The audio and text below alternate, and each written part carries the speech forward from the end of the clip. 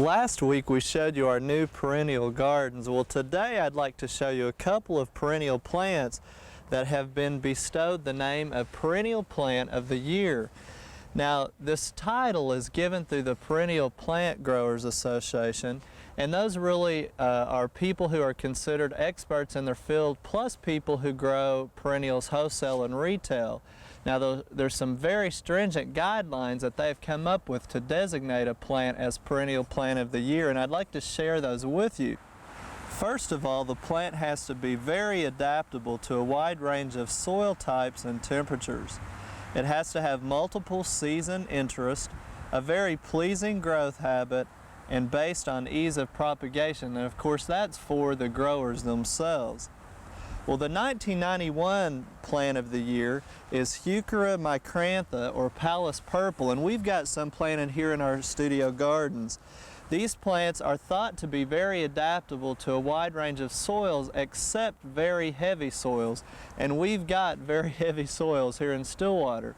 But remember, what we've done is we've built up our planting beds about 4 to 6 inches with a lot of organic matter, so we feel like we're going to be able to get by with it because of the prime condition. The other thing about this plant is that it will do well supposedly in partial shade or full sun.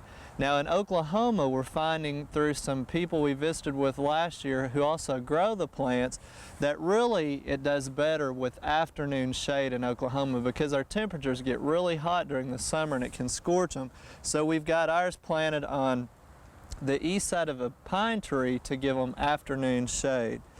Now, the reason that they're so popular is because of the color texture.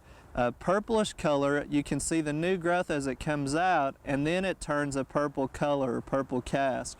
The leaves are more of a maple shape. We've got a little bit of variation from this one, which probably is even a different cultivar, but we didn't get it labeled when they came in. But they give a nice contrast with a lot of the other green plants that you might have in your perennial garden. They're going to grow about an average of 12 inches, and during late summer they'll send up white florets that aren't really showy. Again, their prime characteristic is through the purplish color and the shapes of the leaves. Now, right back here is another Huechera, and it is called Coral Bells, where this is Palace Purple, and it's a greener color, but it still has a neat shaped leaf and a little bit of gray contrast to it. So they will stay low growing, and probably one of the plants you'd want to put on the outside of your perennial garden. Well, the 1992 Perennial Plant of the Year is one that really is one of my favorites too. We saw it in several perennial gardens last year, and sure enough, this plant, which is Coreopsis verticillata, which is a variety moonbeam, will do good in full sun and partial shade, and will even take the afternoon heat. Now, most of the time when we think of a Coreopsis, we think of a straggly plant that falls over with not very showy flowers. But this particular Coreopsis grows in a mound type form about 12, 15, 18 inches high, sometimes even shorter.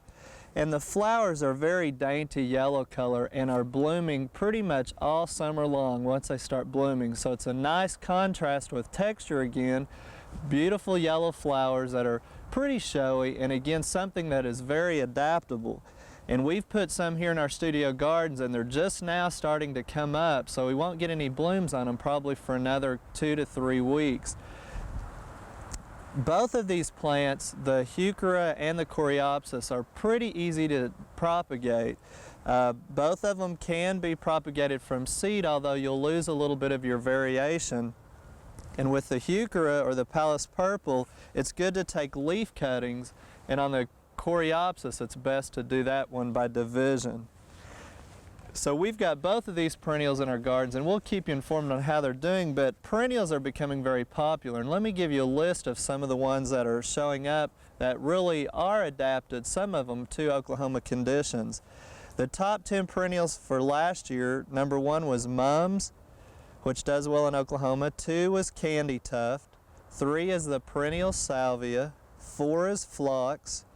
5 is hardy primrose. 6 is the ornamental grasses. 7 is hostas. 8 daylilies. 9 vinca, which is the ground cover vinca, the perennial one, and 10 coreopsis. So really about all of those will do fairly well in Oklahoma. So again, stay with us, and I really encourage you to get out to those garden centers. There's a good selection of which both of the perennial plants of the year are very easy to find. We hope you've enjoyed this classic from the Oklahoma Gardening Vault. Remember, even though these tips and techniques are timeless, there's always something new to learn in the world of gardening. By subscribing to both Oklahoma Gardening and OK Gardening Classics, you'll have access to a wealth of gardening knowledge, both classic and contemporary.